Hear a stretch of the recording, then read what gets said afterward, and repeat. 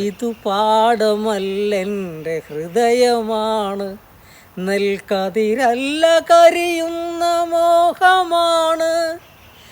ഇനിയും കരളും പറിച്ചുകൊള്ളുക, പുഴയല്ല കണ്ണീര് നുരവയാണ്, വറ്റി വരളുന്നതുയിരിൻ്റെ മുനയാണ്. ഇനി എൻ്റെ ശാന്തിയുമെടുത്തുകൊള്ളുക, ഇനി എൻ്റെ ശാന്തിയുമെടുത്തുകൊള്ളുക. കതിരു കൊത്താൻ കോട്ടുകിളികളില്ല, കിളിയകറ്റാൻ കടും താളമില്ല.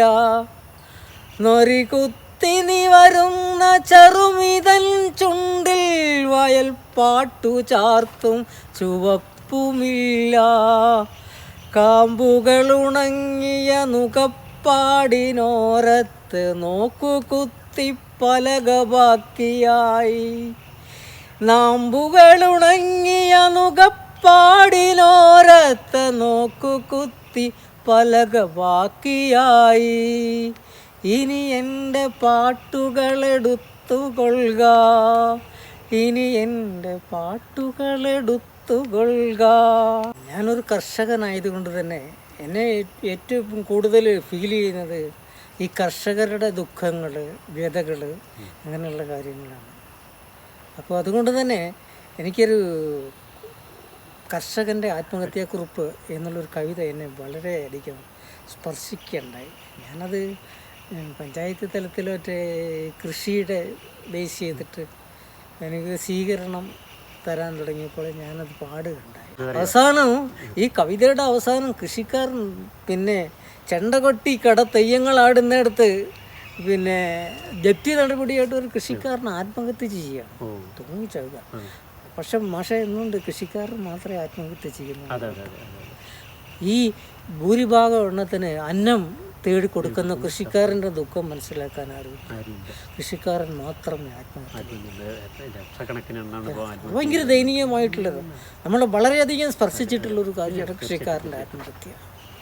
ഏതാ കൃഷിക്കാരന് ബാക്കിയുള്ളവരുടെയൊക്കെ ജീവിക്കുന്നതും അവരുടെ സാമൂഹ്യ പിന്നെ പശ്ചാത്തലം, ജീവിതത്തിൻ്റെ ഉയർച്ച കൊണ്ടുവരാനുള്ള സാമൂഹ്യ പശ്ചാത്തലം തീർച്ചയായും കൃഷിക്കാരനുണ്ടാക്കണം. ശരിക്കും കൃഷിക്കാരനെയാണ് പരിഗണിക്കേണ്ടത്.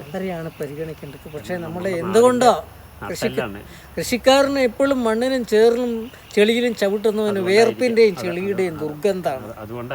എൻ്റെ മോളൊരു പ്രാവശ്യം നവോദയ സ്കൂളിൽ പഠിച്ചപ്പോൾ പിന്നെ സ്കൂളിൽ ഞങ്ങൾ ചെന്നപ്പോൾ മോള് പറഞ്ഞു, അപ്പോൾ അടുത്തുള്ള കുട്ടികളുടെ ഒക്കെ സർക്കാർ ഉദ്യോഗസ്ഥരൊക്കെയാണ്.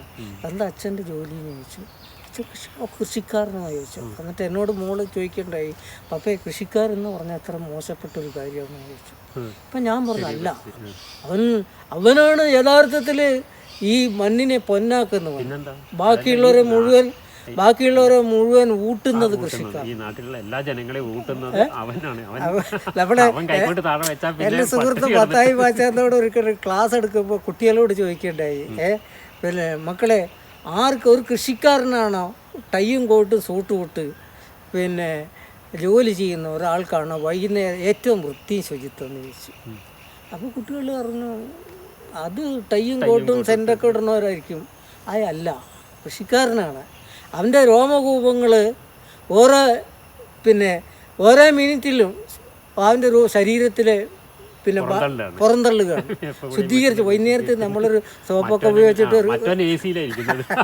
ഒരു കുളിയൊക്കെ കഴിച്ചിട്ടുണ്ടെങ്കിൽ കൃഷിക്കാരൻ്റെ അത്ര ശുദ്ധതയുള്ളത് വേറെ ആരെങ്കിലും ഉണ്ടോ? ഒന്നുകൊണ്ട് നമുക്കൊരു കാർഷിക പെരുമയുടെ ഒരു കാലഘട്ടം. കർഷകന് എന്ന് പറഞ്ഞ അഭിമാനമായിരുന്നു. അതുകൊണ്ട് ഒരു കാലത്ത് നമ്മളുടെ ഇപ്പം ഞാൻ പറഞ്ഞില്ലേ 100 പേർക്ക് കൃഷി ഉണ്ടായിരുന്ന സ്ഥലം പറഞ്ഞില്ലേ, ഇവിടെ ഈ കറ്റക്കളങ്ങളിലൊക്കെ നിറച്ച് പിന്നെ നെല്ല് കിടക്കണതും ആ പത്തായപ്പരയൊക്കെ നിറഞ്ഞ് കിടക്കണതും. അന്ന് പിന്നെ ദാരിദ്ര്യം കുറവായിരുന്നു. പക്ഷെ ബാക്കിയുള്ളവർക്ക് ദാരിദ്ര്യം ഉണ്ടായിരുന്നു.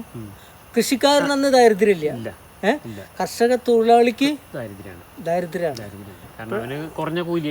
മൂന്നടങ്ങി പിന്നെ നമ്മുടെ ഈ തകഴിയുടെ ശിവശങ്കരപ്പിള്ളയുടെ 2 അത് വായിച്ചാൽ നമുക്ക് മനസ്സിലാവും. അപ്പോൾ ആ ഒരു കാലഘട്ടത്തിൽ നിന്ന് സത്യത്തിൽ മനുഷ്യൻ്റെ ദാരിദ്ര്യം ഇപ്പം മാറിയിട്ട് ദാരിദ്ര്യം മാറി. പക്ഷേ പണ്ടൊരു കെട്ടകാലമായിരുന്നു. ഇപ്പം എല്ലാവരും പറയും പിന്നെ അയ്യ പണ്ടത്തെ കാലം ശ്രേഷ്ഠം അങ്ങനെയൊന്നും പറയണത് ശരിയല്ല.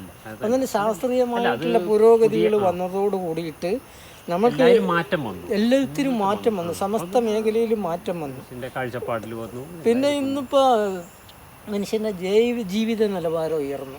അതായത് നേരത്തെ ഇപ്പോൾ ഒരു ആവശ്യങ്ങൾ പരിമിതമായിരുന്നു, വർദ്ധിച്ചു. അന്ന് സുസ്മിതാസെന്നെ ഉപയോഗിക്കുന്ന സോപ്പ് വേണം, വാട്ടേബർ ഉപയോഗിക്കുന്ന കോൾഗേറ്റ് വേണം. നേരത്തെ ഉമിക്കരി കൊണ്ട് പല്ല് തേച്ചുകൊണ്ടിരുന്നതാണ്. അപ്പൊ ജീവിത നിലവാരം മാറിയതിനിപ്പോ ആരെയും കുറ്റം പറഞ്ഞിട്ട് കാര്യമില്ല. ഈ മാറ്റങ്ങൾ സംഭവിക്കും, മാറ്റം വരണം, അത് വേറെ.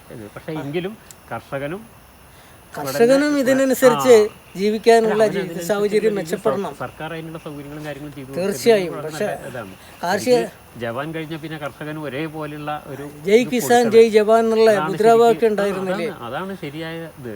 അല്ലാതെ മറ്റേ വൈറ്റ് കോളർ ജോബിന് ഇതല്ല. പക്ഷെ ഇന്ന് എവിടെ പോയാലും വൈറ്റ് കോളർ ജോബാണ് എല്ലാ തലമുറ ഇഷ്ടപ്പെടുന്നത്. അതാണ് നമ്മളുടെ ഇനിയുള്ള കാലഘട്ടത്തിൽ ഇവിടെ കൃഷി ചെയ്യാൻ ആരും ഉണ്ടാവില്ല. അത് കഴിഞ്ഞ റബ്ബർ വെട്ടാൻ ഇവിടെ ആൾക്കാരെ കിട്ടാൻ ഇവിടെ എവിടെയും കിട്ടല്ല. റബ്ബർ വെട്ടാനുള്ള ബംഗാളികളും പിന്നെ ഒറീസയിൽ നിന്ന് വന്ന ആൾക്കാരെ ഇപ്പോൾ ഇവിടെ റബ്ബർ വെട്ടുന്നത് ഒന്ന് ആലോചിച്ചു. അപ്പം ഞങ്ങളുടെ ഇവിടെ പറഞ്ഞ ജോലിക്ക് വരുന്ന ആൾക്കാർ ഇവരാണ്. അല്ല, ഇത് നമ്മളുടെ മക്കളെന്നെ നമ്മളെന്നെ അതിലേക്ക് വിട്ടില്ല, നമ്മൾ വേറെ ഇതിലേക്ക് ചെയ്തു. അതാണ് പ്രശ്നം. എല്ലാവരും ആ രീതിയിലായി പോയിക്കോ. ഞാൻ കഷ്ടപ്പെട്ട് വളർന്നു, എൻ്റെ മക്കൾ കുറച്ച് നന്നാവട്ടെ, നല്ല രീതിയിലാവട്ടെ. അവിടെ മാറ്റം കൃഷിയിലുണ്ടാകുന്ന ഒരു സാറ്റിസ്ഫാക്ഷൻ ഉണ്ടല്ലോ, ഒരു ആത്മസംതൃപ്തി മറ്റൊരു തൊഴിലിലും കിട്ടുമെന്ന് എനിക്കറിയില്ല. അല്ല, അതേസമയത്ത് കർഷകന് ഈ പറഞ്ഞ VIP പരിഗണന കൊടുക്കുകയാണെങ്കിൽ ഓട്ടോമാറ്റിക്കായിട്ട് ജനങ്ങളിലേക്ക് ഇറങ്ങാൻ തയ്യാറാവും. ഇതവന് സ്ഥിര വരുമാനമല്ല, ഒരു ലോൺ എടുക്കാനോ വേറെ എന്തെങ്കിലും ഒരു ആവശ്യത്തിനോ പോയി കഴിഞ്ഞാൽ അവനെ പരിഗണിക്കില്ല. മറ്റവൻ അങ്ങനെയല്ല, വണ്ടി, കാറ്, എന്ത് വീട്, എന്ത് വേണമെങ്കിലും സൗകര്യങ്ങൾ കൊടുക്കുക, ഇൻഷുർ കൊടുത്തിട്ട് എല്ലാം കിട്ടുകയാണ്. കർഷകൻ എന്താ ഉള്ളത്? അവൻ ആത്മഹത്യ തന്നെയുള്ളൂ. ഇതൊരു തന്നെയാണ് ആത്മഹത്യ എന്നുള്ളതിലേക്ക് കർഷകനൊരു മോചനം ഉണ്ടാവും. മോചനം ഉണ്ടാവണമെങ്കിൽ ബാക്കിയുള്ള യൂറോപ്യൻ രാജ്യങ്ങളിലെയൊക്കെ പോലെ കർഷകനായിട്ട് ടെക്നോളജിയിൽ മാറ്റങ്ങൾ വരുത്തിയിട്ട് അവരുടെ ഉൽപ്പന്നത്തിലും അല്ലെങ്കിൽ ഉൽപാദനക്ഷമതയൊക്കെ കൂട്ടിയിട്ട് നമുക്കൊരു അവിടെയൊക്കെ നല്ല ഹൈടെക് രീതിയിലാണ്. ആ രീതിയിലേക്ക് ഇവിടുത്തെ കർഷക രീതി ഒക്കെ മാറ്റണമെങ്കിൽ നമ്മൾ ഈ പറഞ്ഞ പോലെ തീർച്ചയായും. പക്ഷെ അവിടെയൊക്കെ കണ്ടില്ലേ, നല്ല ചെറുപ്പക്കാരൊക്കെ നല്ല, അല്ലെങ്കിൽ എല്ലാവരും ഇസ്രായേലിന്റെ ടെക്നോളജി ഒരു രാജ്യം എത്രമാത്രമാണ് സാമ്പത്തികം. അതാ പറയുന്നത്, അവര് ഉയർന്നതന്നെ അതുകൊണ്ടാണ്.